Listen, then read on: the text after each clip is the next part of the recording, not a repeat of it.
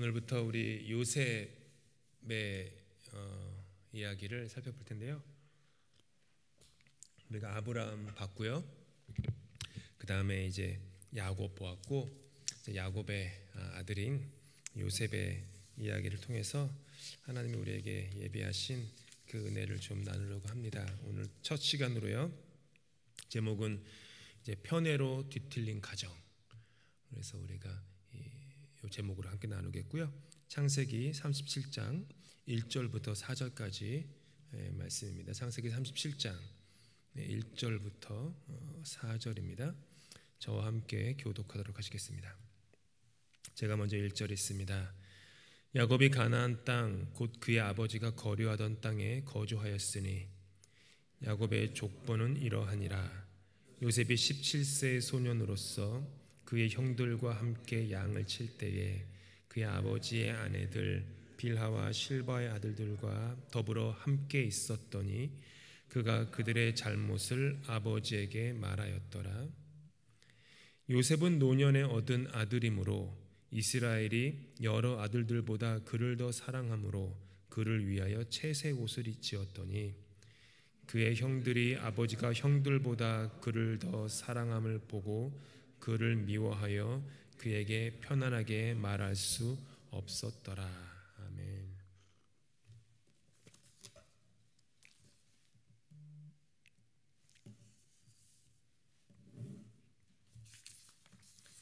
요셉은 아브라함의 증손자입니다. 그리고 이삭의 손자가 되겠죠. 따라서 야곱의 아들이 될 텐데, 야곱에게는 배다른 12아들이 있었습니다. 아내 그 레아와 라헬에게서 낳은 아들과 더불어서 그 자기 아내들의 그 여종들이었던 그 비라와 실바에서 낳은 아들도 있었습니다. 그래서 12명이에요. 근데 요셉은 야곱의 11번째 아들이었습니다. 근데 11번째, 12명 중에 11번째면 한참 이렇게 뒷자락에 있는 아들인데, 요셉은 사실은 야곱이 가장 사랑했던 아내 라헬의 첫 번째 아들이었다는 게 중요합니다. 요셉 하면은 가장 중요한 것이, 또 가장 떠오르는 것이 꿈입니다. 꿈. 요셉은 꿈의 사람이었습니다. 그래서 제가 제목을 꿈꾸는 신앙인이라고 했는데, 요셉은 꿈의 사람이에요. 요셉의 인생에는 총 6번의 꿈이 나옵니다. 17살 때 2번의 꿈을 통해서, 본인이 꾼 꿈이에요. 본인이 꾼 2번의 꿈을 통해서 자신의 미래에 대한 암시를 받습니다. 나중에 애굽에서, 이집트에서 억울한 누명으로 친위대장 보디발의 감옥에 갇혔을 때에 동료 수인 2명의 꿈을 해석합니다. 그리고 좀 몇 년 지난 후에 바로 이집트의 바로 왕의 꿈 2개 역시 해석합니다. 그러니까 본인이 꾼 꿈 2개, 다른 사람 감옥에서 다른 사람의 꾼 꿈 2개, 그리고 이집트 왕궁에서 꾸었던 바로 왕의 꿈 2개, 총 6개가 얽히고 설켜가지고 요셉의 인생을 이렇게 뜻하지도 않은 방향으로 이끌고 갑니다. 요셉은 명실상부 꿈의 사람이었습니다. 그런데 앞으로 제가 아마 여러 번 얘기할 것 같은데, 반복해서 요셉의 인생에서 우리가 놓치는 것이 하나가 있습니다. 그것이 뭐냐 하면, 요셉의 인생에서는요, 자기 증조부, 조부, 아버지 아브라함, 이삭, 야곱과는 다르게 요셉의 인생에는 단 한 번도 하나님의 직접적인 계시가 없었다라는 거예요. 요셉은 한 번도 하나님을 직접적으로 본 적이 없어요. 요셉은 한 번도 하나님의 음성을 직접적으로 들은 게 없어요. 증조부 아브라함도, 조부 이삭도, 아버지 야곱도 늘 하나님과의 직접적인 경험, 체험이 있었거든요. 그들은 다 하나님의 음성을 들었어요. 그리고 심지어 자기 아버지는 하나님의 천사와 씨름까지 했어요. 얼마나 대단한 영적 체험이고 영적 경험입니까? 그런데 요셉에게는요, 이런 극적인 영적 체험이 한 번도 없었어요. 17살에 요셉이 2번 꿈을 꿨는데 그 2번 꾼 꿈에도 하나님은 나오지 않습니다. 제가 이제 다음 주에 살펴보겠지만요, 꿈에 대해서는요, 하나님이 안 나와요, 꿈에. 그리고 그 꿈에 하나님의 음성도 없어요. 그러니까 하나님은 어떻게 보면은 자기 증조부, 조부, 아버지와는 다르게 요셉에게는 어떻게 보면 좀 멀찌감치 떨어져서 뒷짐을 지고 요셉의 인생을 이렇게 관망하는 것 같은 하나님, 그런 모습이 좀 있어요. 되게 달라요. 그럼에도 불구하고 요셉이 참 위대한 것은 직접적인 하나님과의 영적 체험이 없음에도 불구하고 요셉은 자신의 선조들보다 더 깊은 영성을 가지고 더 신실하게 그리고 성실하게 믿음의 여정을 걸어갔다라는 거예요. 우리 교우분들 좋아하시는 찬송 중에 이 눈에 아무 증거 아니 배워도, 그리고 이 귀에 아무 소리 아니 들려도 믿음만을 가지고서 늘 걸으며, 이 찬송가 있지 않습니까? 요셉은 그 찬송가 가사 그대로의 삶을 살았던 거예요. 자신의 눈에 아무 증거가 보이지 않았어요. 요셉은 그 귀에 아무 소리가 들리지도 않았어요. 근데도 요셉은 믿음을 저버리지 않았어요. 하나님을 향한 신실함을 저버리지 않았어요.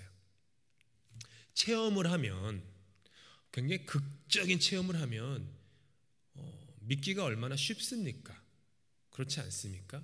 저와 여러분에게 어떤 아주 그냥 극적인 경험이건 영적인 하나님과의 만남이건 그렇게 되면 좀 믿음이 수월하죠.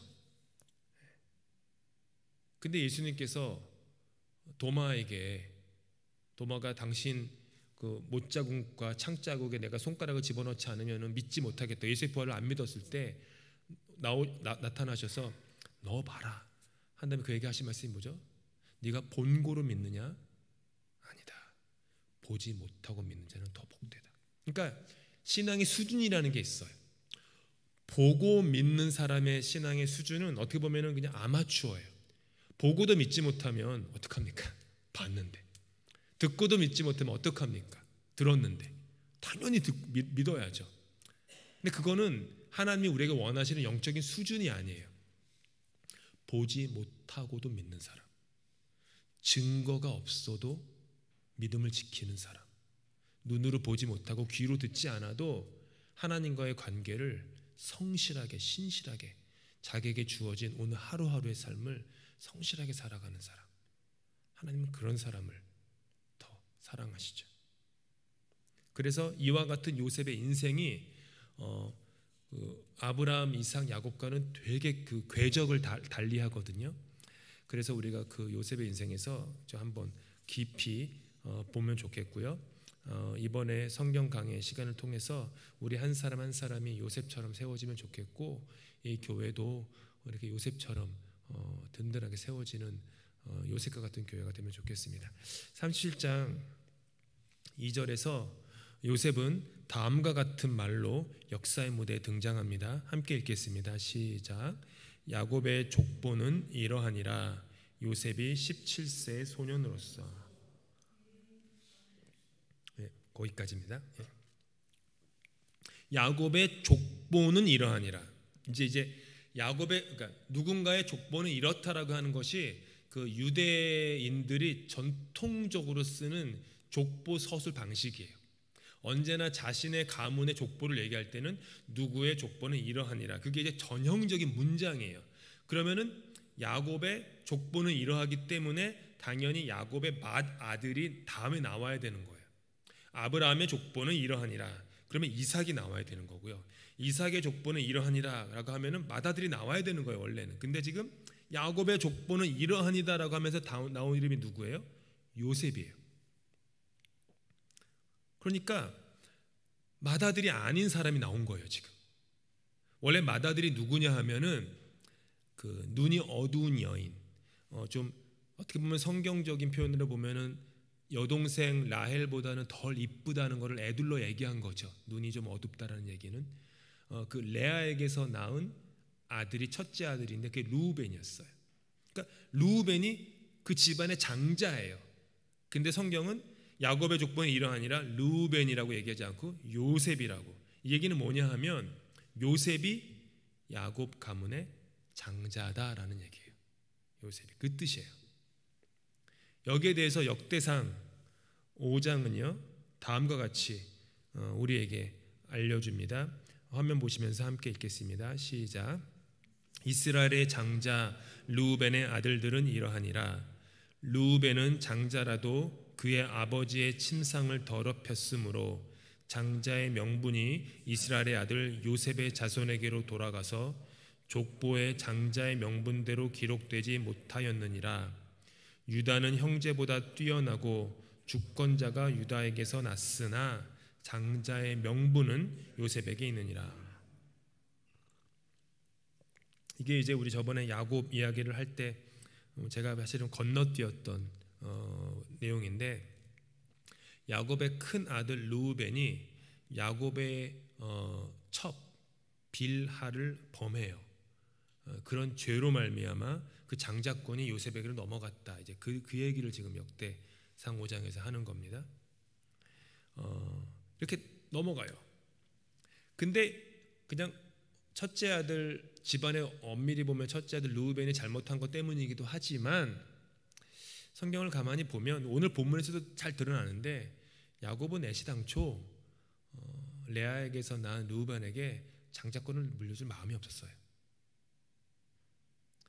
야곱은 자신이 사랑하는 여인에게서 낳은 첫째 아들에게 장자권을 주려고 처음부터 그 마음이었어요. 원래 본인도 결혼식 날 자기 침상 옆에 있는 여인이 라헬로 생각한 줄 알았는데 어떻게 보니까 레아였잖아요. 그러니까 야곱은 처음부터 요셉이었어요. 요셉이 맏아들이었어요. 이게 이제 또 언제 나오냐 하면은 나중에 이제 뭐 요셉의 인생 거의 끝자락에 우리가 볼 텐데, 이집트에서 아버지 야곱이 죽음을 앞두고 아버지의 눈을 감겨드리는 아들이 나와요. 유대 종교와 율법에 따르면은 아버지의 눈을 감겨드리는 사람은 반드시 그 집안의 장자여야 해요. 장자가 뭐 한국도 그런가요? 그럴 것 같아요. 많은 전통 속에서. 근데 그 아버지의 눈을 누가 감겨드리냐 하면 요셉이 감겨드려요. 그러니까 요셉이 장자인 거예요. 명분이. 야곱에겐 처음부터 그랬어요. 창세기는 요셉이 17세 때부터의 이야기를 펼쳐줘요.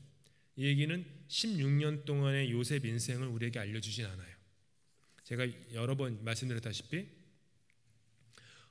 성경은 한 인물이 신앙적으로 신앙의 여정을 걷기 시작한 그때부터 그 인생의 값어치를 매기기 때문에 신앙의 여정을 걸어가기 전에 그런 사건들에 대해서는 별로 이렇게 서술을 안 해요. 그래서 아브라함도 70세부터 나오는 거예요. 근데 야곱은 태어날 때부터 신앙의 어떤 갈등과 경쟁의 여정을 시작했기 때문에 야곱은 좀 특별하게 태아 때부터 그 인생 이야기 나오지만 아브라함이나 요셉은 다 한참 후에나 인생 이야기 나오는 거니까 성경의 서시서는 그거예요. 이전까지 살았던 너의 인생은 소용없다. 네가 이전에 한국에서 몇 년을 살았건 무엇을 이루었건 얼마를 벌었건 다 소용없다. 나에게는 성경은 그렇게 보는 거예요. 너가 나를 믿고 신앙의 여정을 진지하게 걸어가기 시작하는 그 시점부터 너의 인생은 시작된 거다.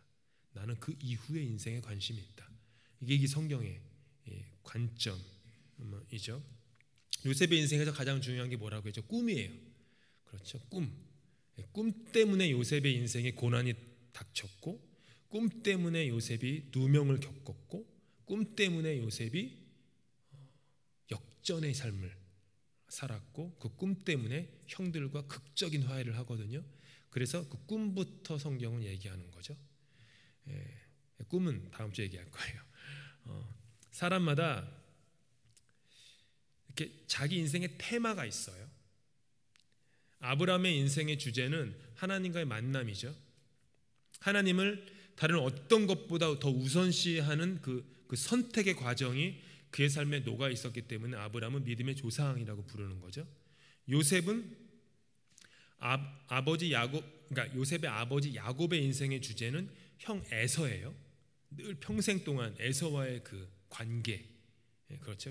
차남으로 태어나서 형의 권리와 축복을 차지하기 위해서 평생을 살아온 그는 그 집착에서 자유하는 그 신앙의 여정이 그대로 담겨 있죠. 이완원들에게 요셉의 인생에 이제 있었던 사건들은 꿈이고요.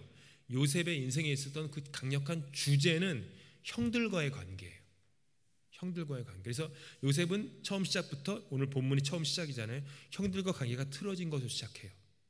그리고 창세기 거의 끝장에 가가지고 형들과 화해를 해요. 그게 요셉 인생의 클라이막스예요. 클라이막스를 딱 치는 게 형들과의 화해. 그래서 창세기 장수를 많이 할애해요. 거기서 그 다음부터는 이제 나머지 자기의 인생을 정리하는 그런 내용들이 펼쳐졌기 때문에 요셉은 형들과의 그 관계.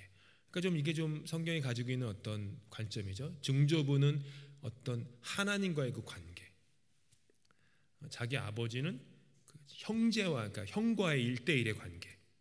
그 다음에 요셉은 자기와 그 10명의 형들과 둘러싼 조금 더 좀 더 넓은 인간 간의 관계, 이렇게 좀 펼쳐지는 것이죠. 형들의 미움 때문에 요셉은 죽을 위험에 처했었고요. 타국의 노예로 팔려감으로 말미암아 요셉은 자기의 어떤 인종적 그리고 민족적 정체성을 잃게 되었고 자기의 위치도 잃게 되죠. 아버지로부터 집안에서 가장 존귀한 아들이었다가 하루아침에 노예로 나락에 떨어지는 그런 것, 그리고 형들과 화해하기 위해서 몇십 년의 과정을 겪어야만 하는 그 인생, 그것이 야곱 인생의 주제라고 테마라고 할 수 있겠죠. 사람마다 테마가 있어요. 여러분의 인생의 테마는 뭔지는 모르겠습니다. 만약 지금까지 살아온 인생을 이렇게 반추하시거나 복기하시면서 보실 때 내 인생의 테마는 무엇이다 라고 볼 수 있으면 좋겠어요. 그러면 그 내 인생의 테마를 둘러싼 하나님의 손길, 흔적, 이것들이 있거든요. 사람은 다 그게 있어요. 요셉에게 있었던 10명의 형들, 배다른 형들이에요. 요셉을 무척이나 미워했어요. 오늘 읽었던 본문처럼 첫 번째 이유는 요셉이 형들의 잘못을 아버지 야곱에게 일러 바쳤기 때문이에요. 이게 뭐죠? 고자질했다는 거잖아요. 예나 동서고금을 막론하고 고자질하는 사람 좋아하지 않습니다. 고자질하지 마세요. 고자질하는 사람 좋아하지 않아요. 저한테도 오셔가지고 목사님 그러면서 저기요 누가 하신 적도 없지만은 하시면 안 돼요. 고자질하면 안 좋아요. 어떤 의미에서 요셉은요 고자질장이었어요. 그런데 여기서 오해하면 안 되는 게 그냥 고자질장이라고 하면은 좀 요셉의 어떤 인격, 인품, 성품이 참 너무 미성숙한 사람이 되는데 2절에서는 어떤 단서를 달았냐 하면 그들의 잘못이라고 얘기를 해요. 그들의 잘못. 이게 뭐냐면 원어적인 해석에 따르면 그들의 잘못이 그냥 이렇게 사사로운 잘못이 아니라요. 그 범죄라고 하는 의미가 있는 뜻이에요. 범죄, 나쁜 일. 요셉의 형들이 저질렀던 나쁜 범죄 행위들, 그것들을 아버지에게 알렸다. 몇 주 전에 살펴본 것처럼 요셉의 형들은요 다는 아니지만 그냥 기본적으로 좀 잔혹한 성품을 가진 사람들이었어요. 집안의 장남 르우벤은 아까 말씀드렸다시피 아버지의 첩을 범하는 나쁜 범죄를 저질렀었고요. 또 몇 주 전에 본 것처럼 여동생 디나의 치욕을 갚아준다는 명목으로 세겜성에 있는 남자 전부를 거짓말로 속인 후에 그들을 한 명도 남김없이 학살하는 그런 잔인한 일들을 벌인 사람들이 바로 자기 형들이에요. 2주 후에 살펴보겠지만 이 형들은 미워하는 요셉을 죽이려고 해요. 그러니까 요셉의 형들은 좀 잔인하고 잔혹한 그런 성품을 가졌던 사람들이에요. 그래서 나쁜 일들을 많이 저질렀는데 성경은 그게 뭔지를 다 설명하진 않아요. 나쁜 일들을 많이 저질렀고 요셉은 그것을 아버지 야곱에게 이렇게 알려준 거죠. 한번 그렇지만 또 약간의 이 상상을 추측을 해보면은 아마도 야곱이 요셉에게 시켰을 가능성이 매우 큽니다. 그것이 근거가 있는 이유는 또 몇 주에 살펴볼 테지만 양떼를 치러 멀리 떠난 그 10명의 아들들이 목동 일을 잘 하고 있는지 요셉에게 너가 좀 가서 네 형들 목동 일들 지금 농땡이 안 부리고 잘하고 있는지 좀 살펴본 다음에 나한테 와서 좀 보고를 해라 이렇게 아버지 야곱이 보내거든요. 시키거든요. 이게 뭐냐면 그걸 자주 했던 것 같아요. 요셉더러. 그러니까 또 다른 말로 하면은 형들이 성실하지 않았다라는 거죠. 맞비어진 일이. 아버지의 눈에 아버지가 이렇게 보이면은 열심히 하는데 아버지가 안 보이는 그러니까 양떼를 치려면은 며칠 길을 걸어가지고 멀리 갔었거든요. 멀리 가서는 뭐 그냥 대충 했던 것이고 주변 사람들 뭐 괴롭히거나 나쁜 일 하거나 문제 일으키거나 그런 일들이 많았던 거예요. 그래가지고 아버지 야곱은 그 10명의 아들들을 신뢰할 수가 없었어요. 그래서 자기가 신뢰하는 아들 요셉을 시켜가지고 좀 감찰사로 보내는 거죠. 일종의 감찰사로 보낸 다음에 보고를 받으려고. 거기서 이제 갔다가 요셉이 형들에게 잡혀가지고 노예로 팔려가는 사건이 벌어지는 것이죠. 이런 것들이 이제 야곱의 가문에 있었어요. 그런데 형들이 요셉을 미워하게 된 결정적인 계기는 뭐냐면요, 편애 때문이었어요.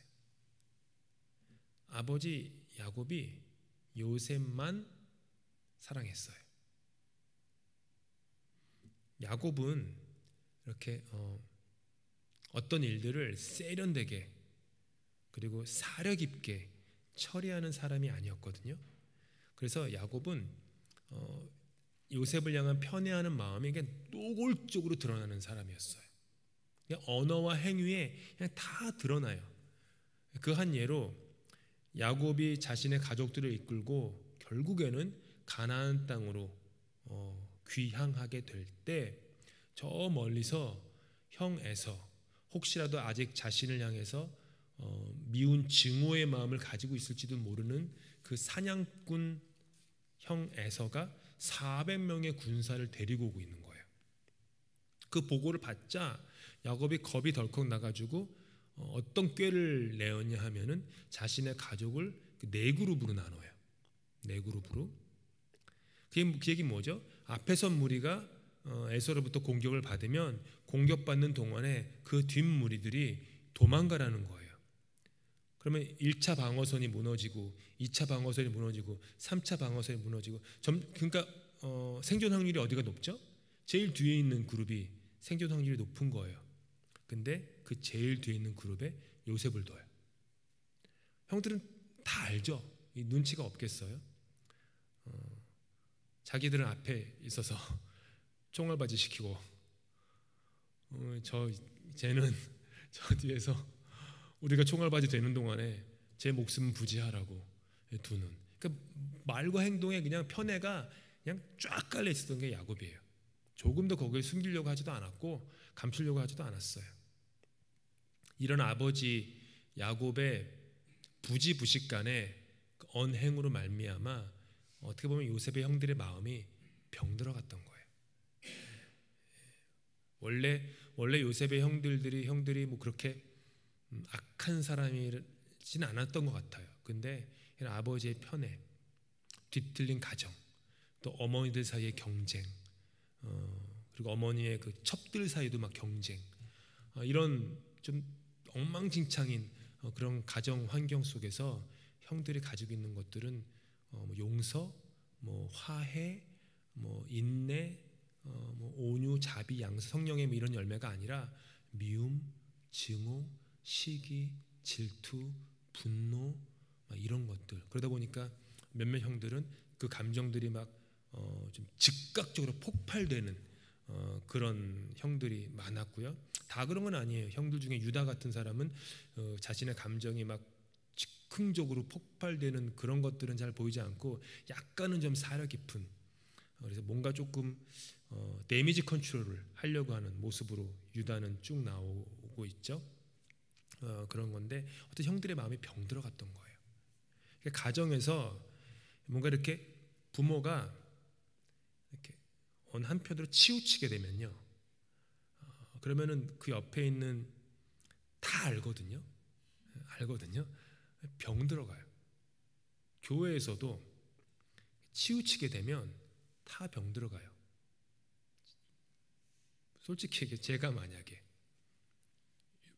이렇게 이분들 에이 다 알죠. 병 들어가는 거예요. 교회가 병 들어가는 거예요.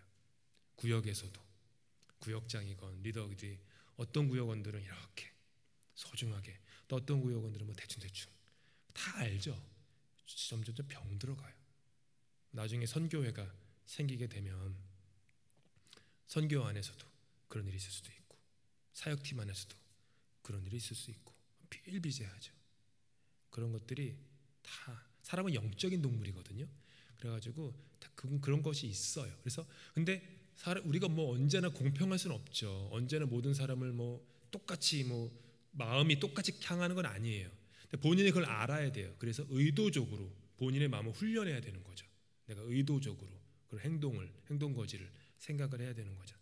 오늘 본문에 나오는 그 채색옷이 그 가장 야곱의 편애를 잘 드러내는 거예요.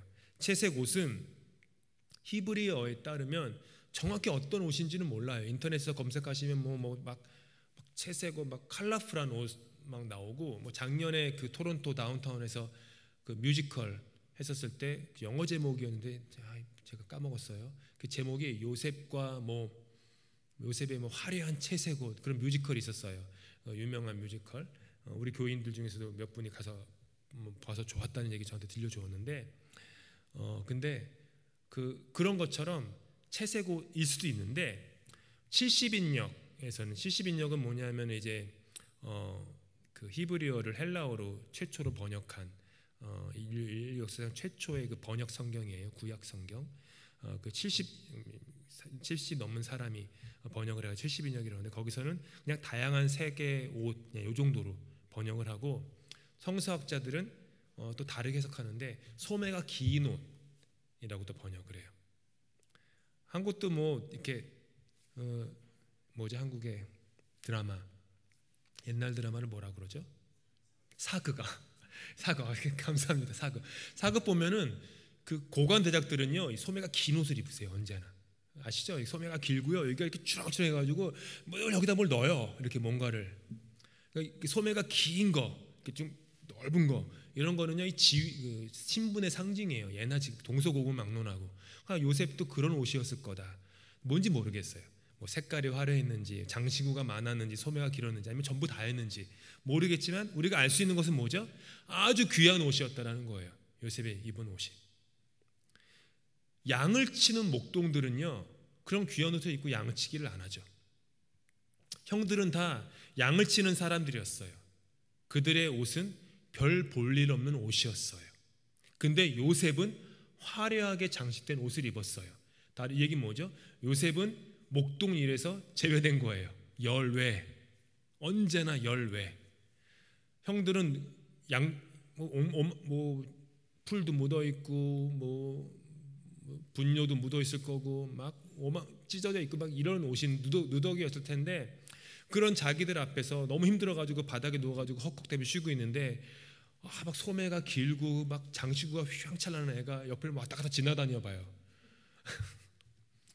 이게 정말 열받죠. 정말로 열받는 거예요.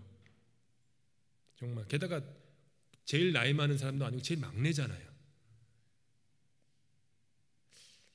뭐 요셉도 제가 볼 때 잘한 건 없어요.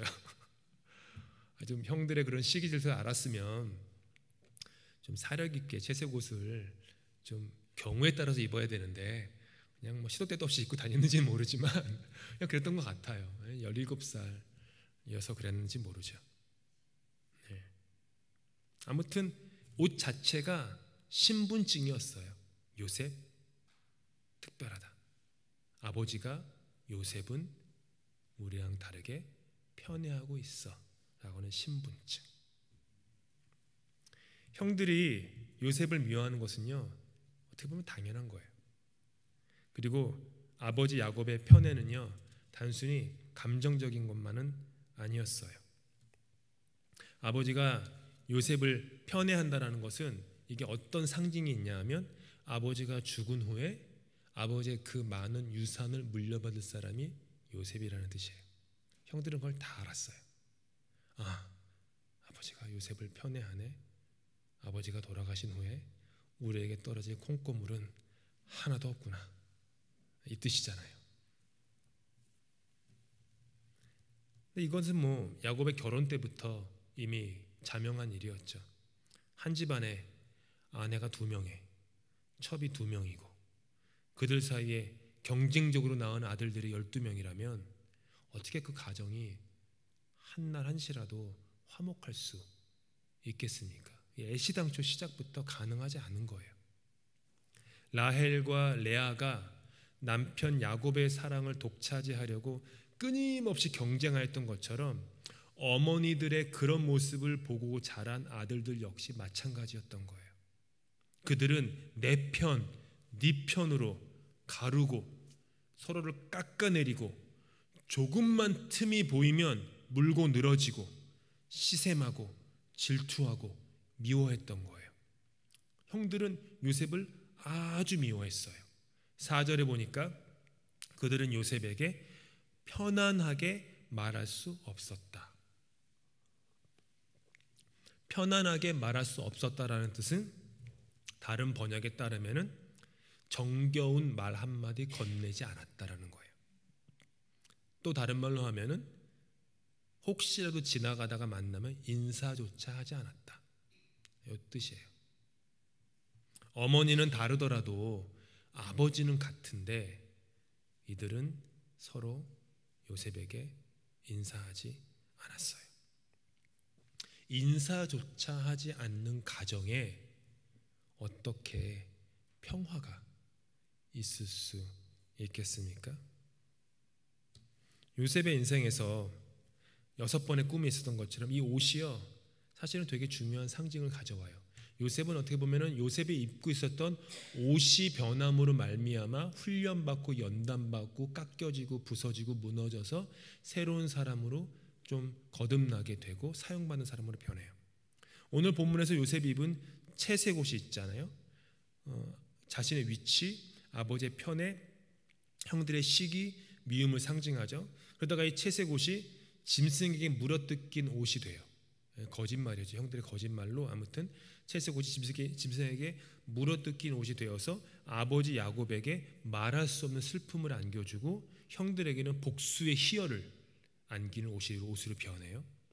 이집트로 끌려간 요셉은 열심히 일을 하여서 주인 보디발로부터 좋은 청지기, 즉 그 집안의 좋은 집사의 옷을 받지만 요셉이 잘생기고 그 풍채가 좋았거든요.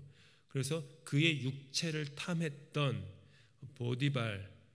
보디발의 아내의 유혹을 피하고자 그 집사의 옷이 찢겨짐으로 말미암아 누명을 강간미수에 누명을 쓰고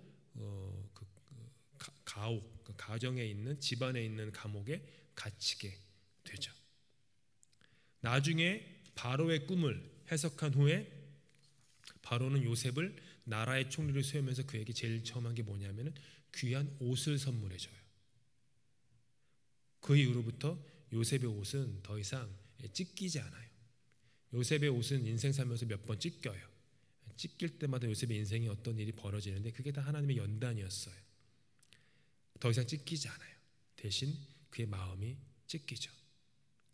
혹독한 연단을 받은 요셉이 반복되는 그렇게 옷이 찢겨지는 신앙의 수준을 넘어서 하나님 앞에 마음을 찢는, 마음이 찢기는 그런 신앙인으로 거듭나게 되는 거죠. 요엘서 2장 13절인데요. 함께 읽겠습니다. 시작. 너희는 옷을 찢지 말고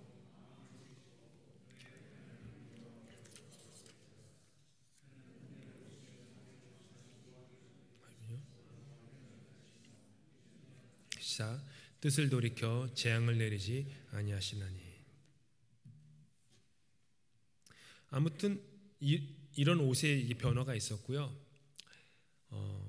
이 집안에 있었던 이 정신이라는 게 있는데 이게 대물림돼요. 그래서 이게 어떻게 보면 우리에게 주는 큰 교훈이에요.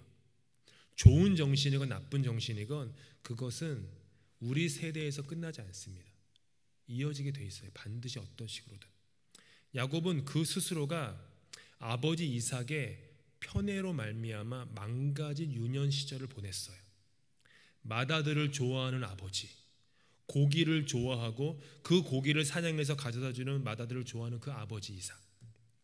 야곱은 그 아버지의 그늘 아래에서 편애가 찌르는 날카로운 칼질을 고스란히 그 마음에 받으며 상흔이 많은 그런 누더기가 된 것 같은 마음으로 그의 유년 시절을 보내야만 했어요.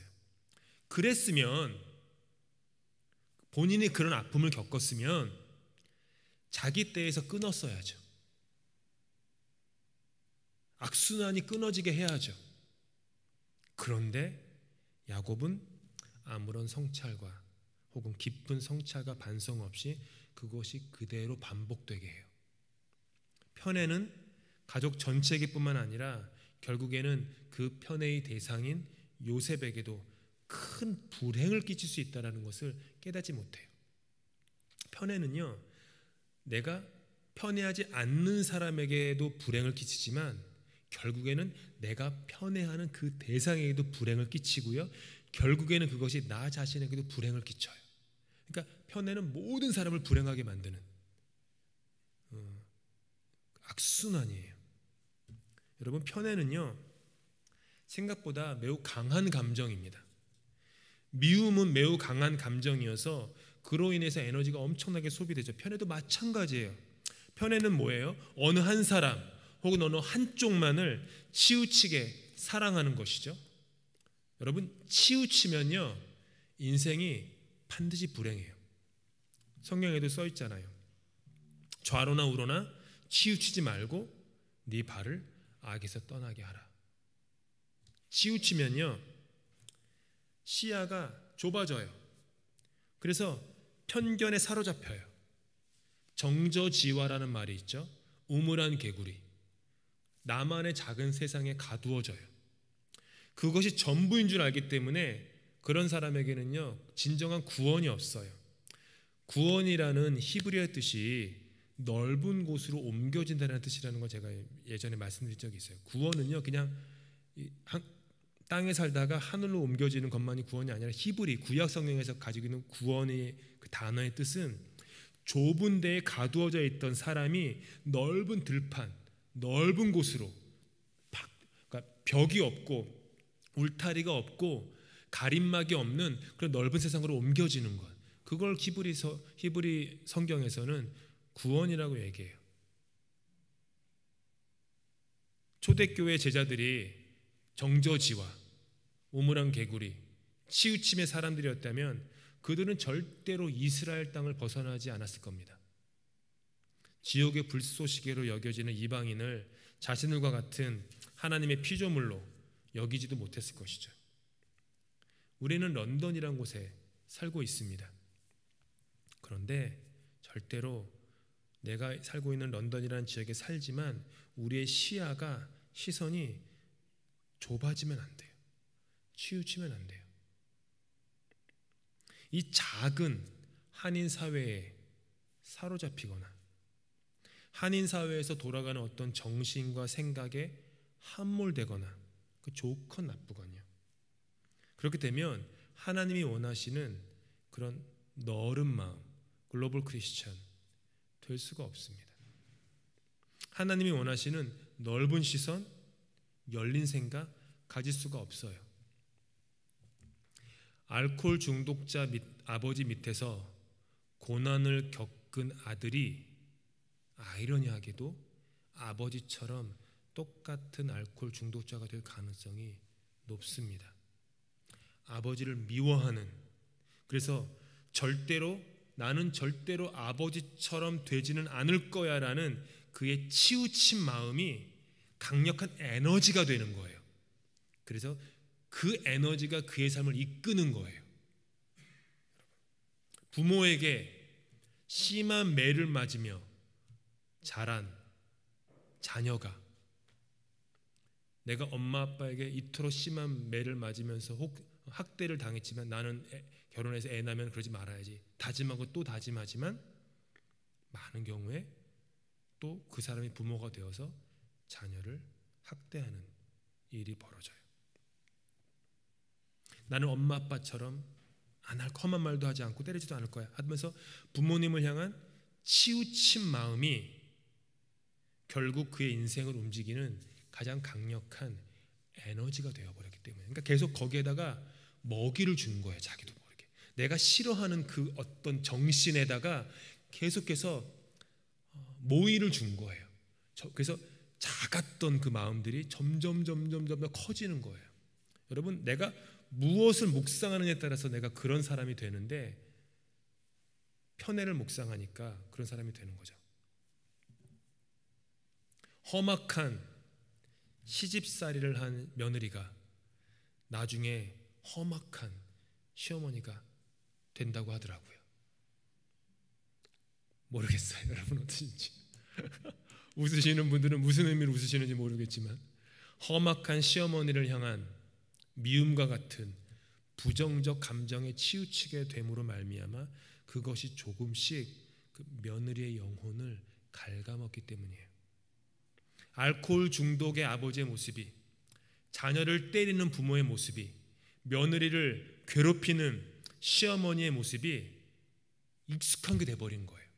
그게 그냥 삶이 되어버리는 거예요. 그래서 우리는 날마다 예수님을 묵상해야 됩니다. 편애, 치우친 것. 편애는 누군가를 치우치게 좋아하는 거잖아요. 근데 여러분, 치우치게 미워하는 것도요 편애예요. 똑같아요. 치우친 것. 날마다 예수님을 묵상해야 돼요. 우리는요, 우리가 바라보는 분을 닮게 되어 있습니다. 미움을 바라보면 미움이 되고요, 사랑을 바라보면 사랑이 돼요. 내가 늘 무엇을 생각하느냐, 그게 나란 사람을 형성하는 거예요. 그래서 우리는 때마다 시마다 예수님을 묵상해야 합니다. 예수님께서 어떤 사랑을 하셨는지, 어떤 선택을 하셨는지 묵상해야 돼요. 예수님이 어떤 사랑으로 모든 사람들을 편견 없이, 편애함이 없이 받아들이셨는지 그거를 묵상해야 돼요.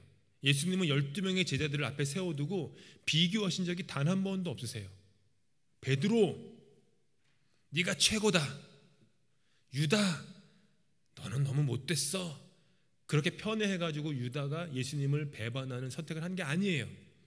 예수님은 돌아가시기 전날에도 허리에 수건을 동여매시고 자신을 배반할 것을 뻔히 아는 유다 앞에 심지어 무릎을 꿇고 유다의 발을 씻기셨어요.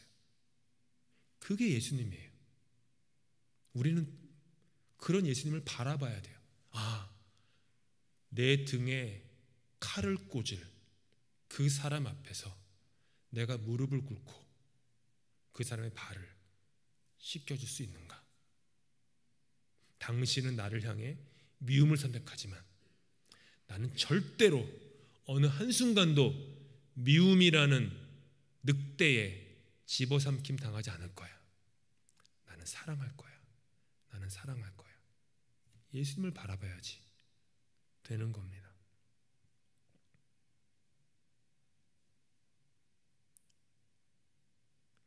늘 예수님을, 늘 예수님의 십자가를 묵상할 수 있는 저와 여러분이 다 되시길 바랍니다.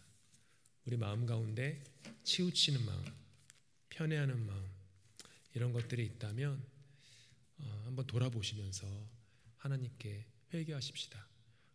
자녀가 있지 않습니까? 뭐 한 명 이상의, 2명 이상의 자녀가 있으신 분들은 혹시 내가 내 자녀들을 내가 치우치진 않았나? 한번 좀 돌아보시고, 내가 정말 예수님처럼 사랑해야지라는 기도할 수 있으면 좋겠고, 우리에게 주어진 사람들, 구역원들, 교우들 다 그런 마음으로 사랑하고 이 땅을 살면서 이렇게 치우치지 않은 좀 넓은 세상, 넓은 마음으로 예수님 묵상하면서 예수님 닮아갈 수 있는 저와 여러분 다 되실 수 있기를 예수님을 축복합니다. 기도하고 주님께 사주님 기도로 예배 마칩니다. 하나님, 요셉의 인생을 시작하게 배울 수 있도록 시작하게 하시니 감사합니다.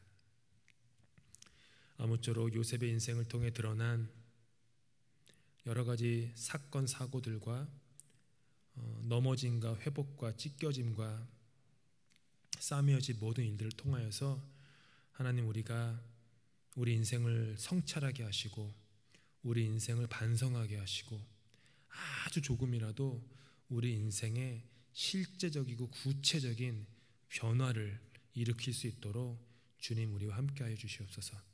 주님만 더 바라보기를 소망합니다. 언제나 우리의 시선이 주님을 바라보게 도와주셔서 주님의 성품을 닮아가고 주님의 언어, 주님의 행동을 닮아갈 수 있는 우리가 되도록 은혜 베풀어 주시옵소서. 주님께 같이 기도로 예배 마칩니다. 하늘에 계신 우리 아버지, 아버지의 이름을 거룩하게 하시며 아버지의 나라가 오게 하시며 아버지의 뜻이 하늘에서와 같이 땅에서도 이루어지게 하소서. 오늘 우리에게 일용할 양식을 주시고 우리가 우리에게 잘못한 사람을 용서하여 준 것 같이 우리의 죄를 용서하여 주시고 우리를 시험에 빠지지 않게 하시고 악에서 구하소서. 나라와 권능과 영광이 영원히 아버지의 것입니다.